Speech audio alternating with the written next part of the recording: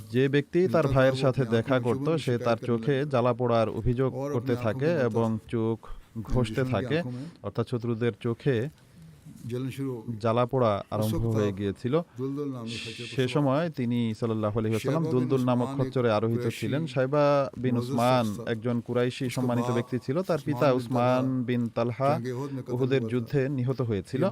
সে মক্কা থেকে হুনাইনের বাহিনীতে যোগ দিয়েছিল। কারো মতে সে মক্কা বিজয়ের সময় মুসলমান হয়ে গিয়েছিল। वो खुद बयान সে নিজে বর্ণনা করে যে আমি এই উদ্দেশ্যে যোগ দিয়েছিলাম যে नहीं हुआ था। এর অর্থ হলো সে তখনও মুসলমান হয়নি। সে বলে যে যখনই আমার সুযোগ হবে আমি আমার পিতার হত্যার প্রতিশোধ নিয়ে মুহাম্মদ সাল্লাল্লাহু আলাইহি ওয়াসাল্লামকে নাউজুবিল্লাহ হত্যা করে আমার হৃদয় প্রশান্ত করব। ইসলামের সাথে শত্রুতার তার অবস্থা এই ছিল যে সে বলতো পুরো আরব এবং অনারবরাও যদি মুহাম্মদ সাল্লাল্লাহু আলাইহি ওয়াসাল্লামের কলেমা পড়ে নাই তবু আমি তার অনুসরণ করব না। সাইবা যখন দেখে যে মুসলমানরা যুদ্ধের ময়দান থেকে পালিয়ে যাচ্ছে এবং মুহাম্মদ সাল্লাল্লাহু আলাইহি ওয়াসাল্লাম শুধুমাত্র কয়েকজন লোকের মাঝে রয়েছেন, তখন সে বর্ণনা করে যে আমি ভাবলাম যে এখন আমার জন্য সর্বোত্তম সুযোগ যে নাউজুবিল্লাহ আমি তাকে সাল্লাল্লাহু আলাইহি ওয়াসাল্লামকে হত্যা করতে পারবো। সে বলে যে আমি তার ডান পাশ দিয়ে তার উপর আক্রমণ করার জন্য এগিয়ে যাই। তখন আমি সেখানে তার চাচা আব্বাসকে দাঁড়ানো দেখতে পাই। আমি ভাবলাম যে আব্বাসের উপস্থিতিতে মুহাম্মদ সাল্লাল্লাহু আলাইহি ওয়াসাল্লামের উপর আক্রমণ করা সম্ভব নয়, তাই আমি ফিরে আসি। আর এরপর আমি তার বাম দিকে যাই যে এদিক দিয়ে আক্রমণ করব। তখন সেখানে দেখি যে আবু সুফিয়ান বিন হারেস দাঁড়িয়ে আছেন। তখন আমি সেখান থেকে ফিরে আসি আর এরপর তার পেছন দিক থেকে তার উপর আক্রমণ করার ইচ্ছা করি। যখন আক্রমণ করার নিয়তে এগিয়ে যাই তখন আমার চোখের উপর হাত রেখে দ্রুত উল্টো পায়ে ফিরে আসি। পরে তিনি বর্ণনা করতেন যে ঠিক সে সময় আমি আগুনের শিখা উঠতে দেখলাম এবং মনে হলো সেই শিখা আমাকে ভস্ম করে দেবে। এ সময় মহানবী সাল্লাল্লাহু আলাইহি ওয়াসাল্লাম ডেকে বলেন, সাইবা আমার কাছে এসো। তিনি বুঝতে পেরেছিলেন যে সে পেছনে দাঁড়িয়ে আছে। সে বলে আমি তার সাল্লাল্লাহু আলাইহি ওয়াসাল্লামের কাছে যাই। তিনি মুচকি হাসেন এবং আমার বুকে নিজের পবিত্র হাত বুলান এবং দোয়া করেন, আল্লাহুম্মা যহাব আনহুশ শায়তানা, অর্থাৎ হে আল্লাহ শয়তানকে তার থেকে দূর করে দাও। সাইবা বলেন যে আল্লাহর কসম, সাথে সাথেই মহানবী সাল্লাল্লাহু আলাইহি ওয়াসাল্লাম আমার কান, আমার চোখ ও আমার প্রাণের চেয়েও অধিক প্রিয় হয়ে গেলেন এবং আমার বুক পরিষ্কার হয়ে যায়।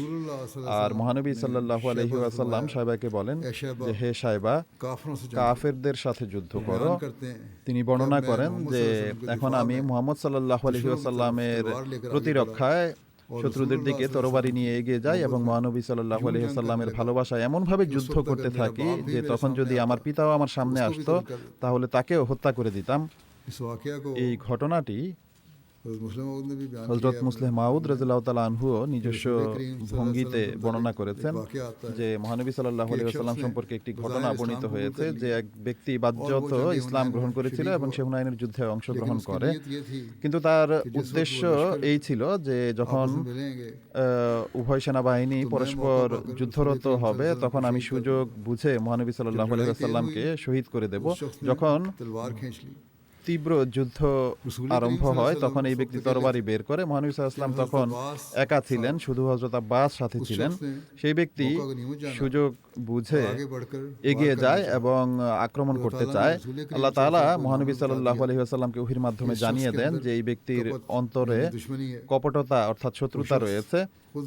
সেই ব্যক্তি নিজেই উল্লেখ করে যে আমি তার দিকে এগিয়ে যেতে থাকি এবং আমি ভাবছিলাম যে এখন আমার তরবারি তার গর্দান উড়িয়ে দেবে, কিন্তু যখন আমি তার কাছে পৌঁছি তখন তিনি তার হাত আমার দিকে বাড়ান এবং বুকে হাত রেখে বলেন যে হে আল্লাহ, তুমি তাকে শয়তানি ধ্যান ধারণা থেকে মুক্তি দাও এবং তার বিদ্বেষ দূর করে দাও। সেই ব্যক্তি বলে যে আমার হঠাৎ এমন অনুভূতি হয় যে তার চেয়ে প্রিয় আর কোনো কিছুই নেই।